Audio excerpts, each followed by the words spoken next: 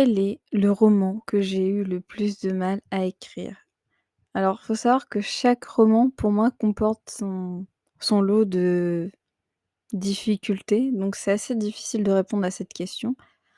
Mais si je devais en choisir un, mmh, moui, ça va être difficile de répondre à cette question. Bonjour, bienvenue à tous et à toutes. Je suis Sandra Laguillet, je suis écrivaine et aujourd'hui on est au 9e jour de ce challenge de 30 jours. Et la question du jour c'est: quel est le roman que j'ai eu le plus de mal à écrire?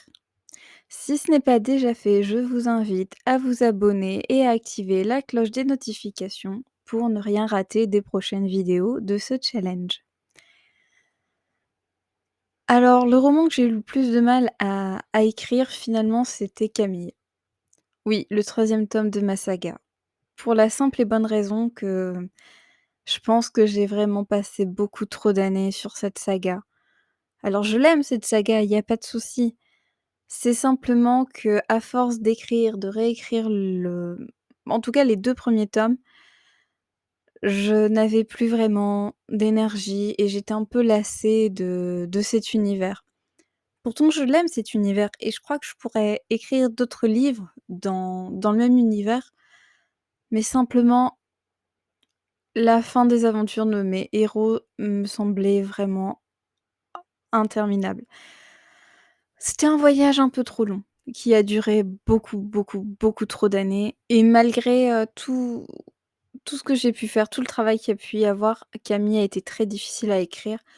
Notamment parce qu'entre, Balina, donc le tome 2 et Camille, j'ai écrit Bloomsbury: Ballade à Hyde Park, qui est un roman dont que j'avais besoin d'écrire, que j'avais tout simplement besoin de concevoir, hem, car je sentais que c'était le moment de le faire.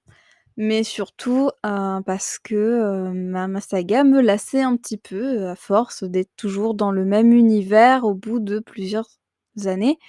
Une dizaine d'années parce qu'il m'a fallu 20 ans entre le premier tome et la sortie du dernier tome.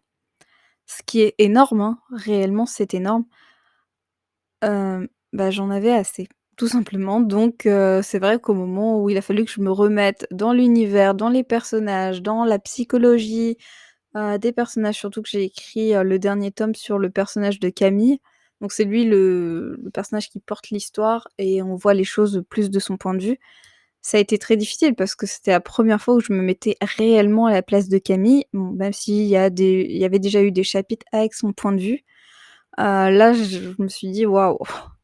En plus, Camille est un personnage qui est vraiment assez éloigné de ma personnalité et oui, c'était un gros travail, c'était un vrai challenge. Mais finalement, j'ai relevé ce défi. Je crois que la leçon que je peux tirer de tout ça, c'est que je ne mettrai plus jamais autant de temps à écrire, une saga ou oui, non, je mettrai plus jamais autant de temps. Je je pense qu'il faut minimum écrire un livre par an quand c'est comme ça et ne pas essayer de revenir constamment dessus. Je pense même que si un jour je réécris une saga, alors pour le prix de la rédemption, c'est un petit peu pareil, maintenant je le regrette. Je pense que la prochaine fois, j'écrirai, tous les tomes d'un coup, au fur et à mesure, vraiment, tous d'un coup et je reviendrai, en arrière pour corriger au moment où tout sera écrit. Ou alors je pense que le mieux, ça serait que j'écrive le premier tome, que j'écrive le deuxième tome, que je corrige le premier et du coup, ça me permettrait d'être un peu plus, focalisée sur ce qui fonctionne, ce qui ne fonctionne pas et avoir beaucoup moins de mal à rentrer encore une fois dans la psychologie des personnages, dans l'univers et tout ça. Mais voilà, c'était riche en enseignements, ce que je voulais vous partager aujourd'hui. Donc, si cette vidéo vous a plu, n'hésitez pas à la liker et à la partager.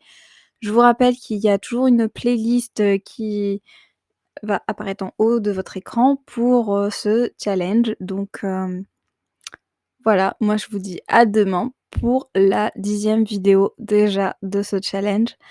Ah oui et demain normalement il y aura la réponse à la grande question, à savoir donc de quel film est issu les personnages de, Solange, Delphine, Andy et Maxence. Donc, restez à l'écoute. Moi, je vous dis à demain. En attendant, n'oubliez pas, lisez, rêvez, écrivez des histoires.